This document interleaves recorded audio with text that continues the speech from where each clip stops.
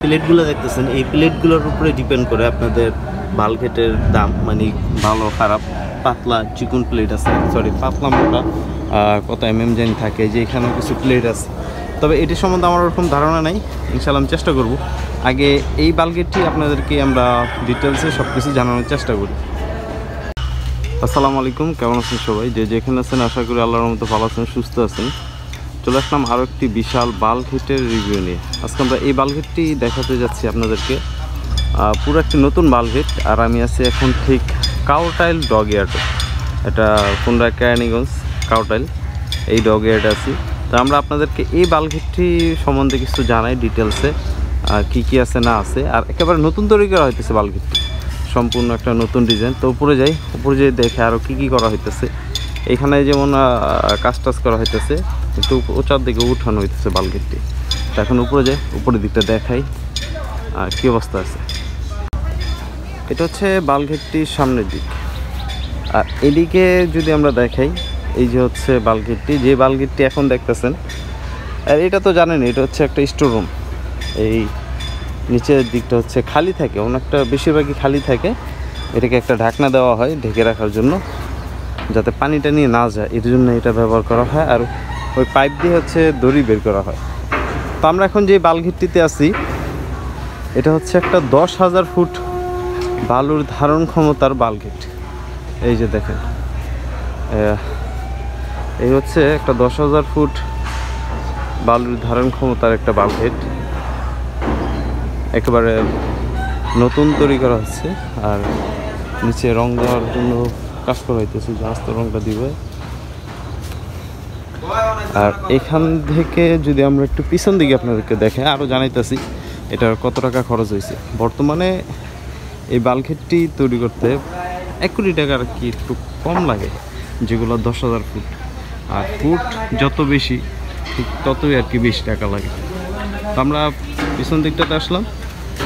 আর পিছন দিকটাতে হচ্ছে এখানে উপরে ওঠার জন্য একটা সিঁড়ি দেওয়া হয়েছে। এই হচ্ছে সিঁড়ি, এটা প্রায় বাল্কহেড এখন দেওয়া হয়। তবে এই বাল্কহেডটিতে সামনের দিকে কোনো নোংরের যে জিএফসি ওটা লাগানো হয়নি, পরবর্তী টাইমে হইতে পারে লাগানো হইতে পারে। এটা হইতেছে তাদের চেসিস রুম প্লাস বাল্কহেডে যারা থাকে ওইখানে এখনও কাজ চলতেছে, চলমান মানে কাজ চলতেছে। আর ছাদের দিকটাতে যদি আমরা আসি, এই হচ্ছে ছাদের দিক, এটা হচ্ছে পিছন দিক। আর এটা হচ্ছে কাউটাইল ডগ ইয়ার্ড,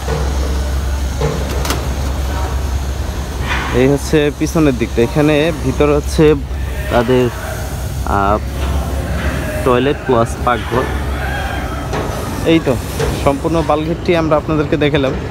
একটি 10,000 থেকে 10,500 ফুট বালুর ধারণ ক্ষমতা এই বাল্কহেডটি, ডিটেলসে সবই জানানোর চেষ্টা করলাম। পাশে হচ্ছে বেশিরভাগ 45 ফুটই থাকে, আর লম্বায় হয়তো 120 ফুট বা 30 ফুট এরকম, এর কাছাকাছি হইব। কারণ একটা শিপের যদি আমরা চিন্তা ভাবনা করি, প্রায় সেম। ওইদিকে ময়ূর 10 লঞ্চ যাচ্ছে। তো এই আজকের বাল্কহেডে আমরা খুব ছোটোখাটো একটা ভিডিও দেখানোর চেষ্টা করলাম। তবে আরেকটা জিনিস দেখাই আপনাদেরকে, এই যে যেমন প্লেটগুলো দেখতেছেন, এই প্লেটগুলোর উপরে নির্ভর করে এই বাল্কহেডের দাম। এই যে এখানে দেখেন প্লেট পাতলা মোটা আছে, তারপর ওইখানে যেমন মোটা পাতলা আছে, এরকম প্লেটের উপর নির্ভর করে। মানে যেটা হইতেছে কত জানি থাকে, সম্বন্ধে আমার অতটা ধারণা নাই। তো এই যে দেখেন প্লেটগুলো, এই প্লেটগুলোর উপরে অনেকটা নির্ভর করে বাল্কহেডটি কত টাকা খরচ করতে পারে। আর এটা হইতেছে পিছন দিক, বাল্কহেডের পিছন দিক, খুবই সুন্দর ডিজাইন, জগ দিয়ে উপরে উঠানো হইতেছে বাল্কহেডটি। আমি দেখে আপনাদের,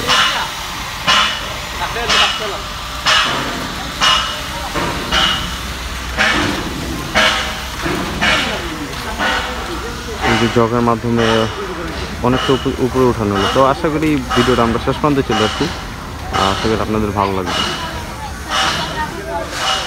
আজকে আপনাদেরকে একটি 10,500 ফুট বালুর ধারণ ক্ষমতা বাল্কহেডের ভিডিও দেখালাম।